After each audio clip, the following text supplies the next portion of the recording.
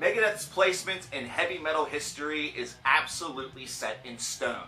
Now, being a part of the big four of thrash here in America is enough in order to cement your legacy. However, some of the material itself, the albums that were produced, are really one of the biggest benefactors to that historic treatment, with some of them being seen as some of the best of all time by some fans as well as some critics. Now, there's 15 albums worth of material thus far in the Megadeth discography, and these are full lengths. These are excluding EPs such as Hidden Treasures. And that means that for a band that's been going at it for more than 30 years, this is an average of an album almost every 2 years, with there being a long stretch where there was an album being released yearly. In fact, there were times whenever we weren't sure if Megadeth was going to continue onward, but instead we've gotten a whole second generation worth of material that is still ongoing today. So which ones are the best, which ones are the worst, and which are in between? It's time for us to take a look at this from 1 through 15. It's time to rank them all Megadeth. And we're going to start, of course, with that number 15, the worst of the worst, which is Super Collider. Super Collider was an album that just really was a colossal mishap from almost the very first moment that it came onto any sort of radio speaker. This was just an album that felt extremely pushed and patternized. It was one that didn't show the band doing anything new. In fact, it felt like the band were regressing a number of steps from some of their prior albums. Number 14 is 13, which, wow, okay, my mind hurts already. This directly preceded Super Collider, which in and of itself was not necessarily a weak effort. It was an album that felt very much like an album of the moment. And what I mean is that whenever you put it on and hear it for the first time, it sounds great, but it has not aged well in its very short lifespan, and it is one that is rarely returned to, at least by my estimation. Number 13 is Endgame, again from the more modern second generation part of Davey Boy's circus career here in heavy metal. And this is a disc that, while it does maintain that thrash fury, it just doesn't have or carry the memory perhaps for somebody who's an old school fan of the band such as myself. Now, a lot of times whenever you see this, where you see a lot from one era of a band being seen on one side of the list, whether it's low or high, it may be based around when you got into a group, either that or what you consider to be the heyday of the band. Endgame didn't feel like a heyday, and instead felt like it was just another Megadeth album, one that just seemed to sound a lot like all the rest. Number 12 is Risk, and Risk is a strange idea considering I would defend this album quite a bit. For one, Risk told you right away what you were getting into. It told you it was going to be a risk. This is a very different album, one that definitely pushed more toward a commercial direction, which was started with Cryptic Writings before it, although this is one where they kind of went all in as opposed to really still trying to forge in or maintain some of the veneer that they had from prior records. Risk is one, though, that still had some pretty darn good material on it. It's just one that is not going to necessarily be appreciated by the longtime headbangers that fall in love with albums such as Rust in Peace or Peace Sells and immediately hope that each subsequent album sounds like that. It's a different sounding album, one that I still defend to this day, but it's still only in at number 12. Number 11 is United Abominations. Despite the fact that I have the poster behind me, that's purely aesthetic. I found it and I wanted it and it was great. Actually, I didn't even find it. Someone else did and gave it to me. Thank you very much for that. It's been years. They already know. But this is an album that was from the 2000s portion of the band. It still is starting to see the band kind of going in the right direction here and there, but still, the memory that's cast on this album is not necessarily a very large one. It's still kind of hazy, kind of gray. It's an album that is not instantaneously thought of whenever you think about listening to a Megadeth disc just randomly throughout the day. Number 10 is The World Needs a Hero. Now, this one is a bit interesting. I like this album, but at the same time, there are a couple pet peeves I have with it that sort of tend to grow on you, I guess, the more that you listen to it. For one, whenever this album pops, it pops very well, considering it delivered some fantastic tracks. But at the same time, there feels like there's a lot of filler in here, and trying to stretch a song to 9 minutes, it almost felt like they were trying to do this just to do it. And while the track itself is not that bad, it really needed something a little bit more in order to give it more oomph.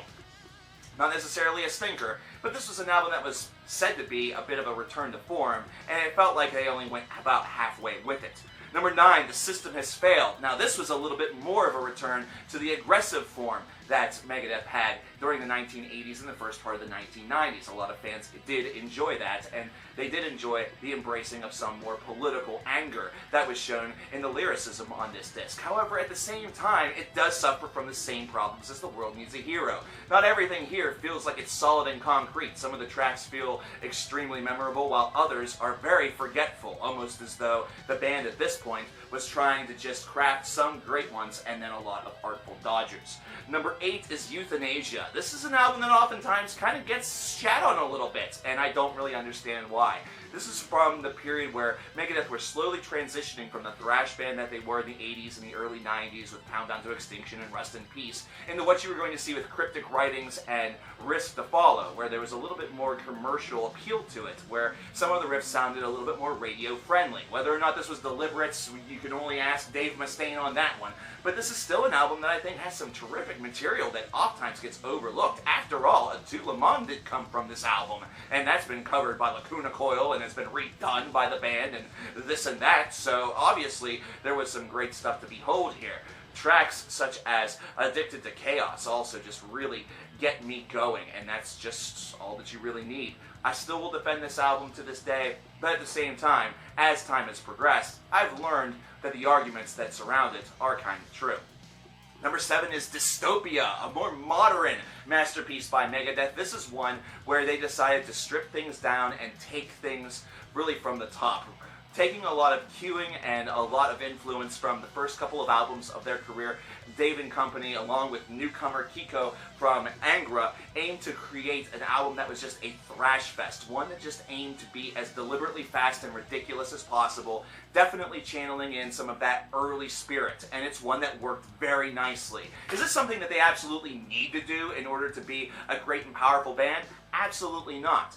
But the fact that they were able to do this callback and have it not feel like just a shameless plug or a shameless experiment is certainly a sight to behold and certainly something to respect. I respect this album quite a bit.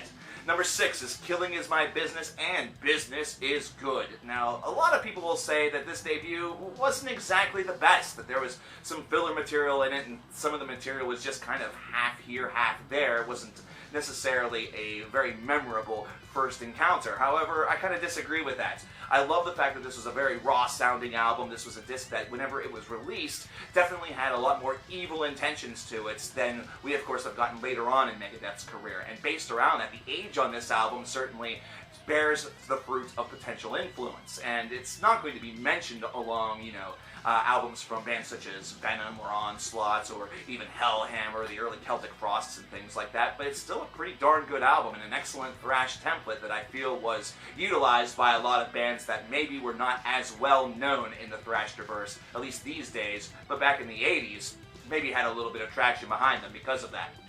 Number 5 is Cryptic Writings, my biggest defense of them all. Cryptic Writings is seen as a black sheep within the Megadeth family. It's seen as a commercial album, and since it's commercial and that word is influenced by the music itself, it's trash, which is completely wrong. It's just a completely wrong opinion, and I hate to say that, but it's true. Cryptic Writings is actually kind of a subtly genius album. It's one that bridges the gap between their old school thrash hands, but within this more modern rock sound, and they pull it off pretty well. There's not really a bad song that's on this album if you really take a listen to it. Maybe a few that are a little less than memorable, but we've been talking about that for the previous 10 entries. It's just very rare that a band's able to do 100% headbanging classics on an album. And really, whenever you consider a band like Megadeth has 15 albums worth of material, you should really take what you get and like it. And this is a disc that has some great songs. Trust, Almost Honest, A Secret Place, I'll Get Even, FFF. Really, the list goes on and on. This is a disc that is easy to defend, or at least it should be. Really, the reason why it has to be defended at all is because of the idea of the sound and because of the idea that people thought that Megadeth had sold out. Those two words that always seem to plague bands that opt to do something that's just a little bit different, that actually works a little bit. And this one actually worked, and I'll continue to defend this album until the day I die. Will I do that because it was my first Megadeth album? Maybe that's part of it, but I do genuinely believe that this is a strong output one way or the other.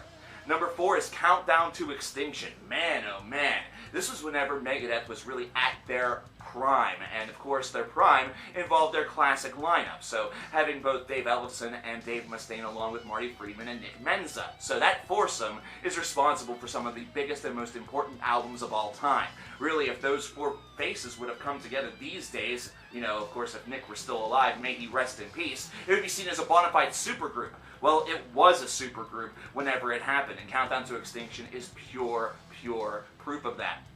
Now, this came after an exceptional album that we're going to talk about. However, Countdown was one that was able to even transition further, and yes, even blend a little bit of that radio-friendly nature to it. Now, there is a different time frame here where material from metal bands was not seen as sort of taboo for the radio. In fact, it was happening a lot more often. This was around the same time, actually a couple of years after the success of One from Metallica, and we were bordering on a time where there was going to be a lot of success with Metallica with Enter Sandman and other songs from the Black Album. So Countdown to Extinction's transition into becoming radio fodder certainly was an okay one, and one that seemed very natural. But aside from that, the album itself is just terrific. Fuck talking about the radio, the album itself is seen as iconic, one of the best albums perhaps that thrash has ever offered.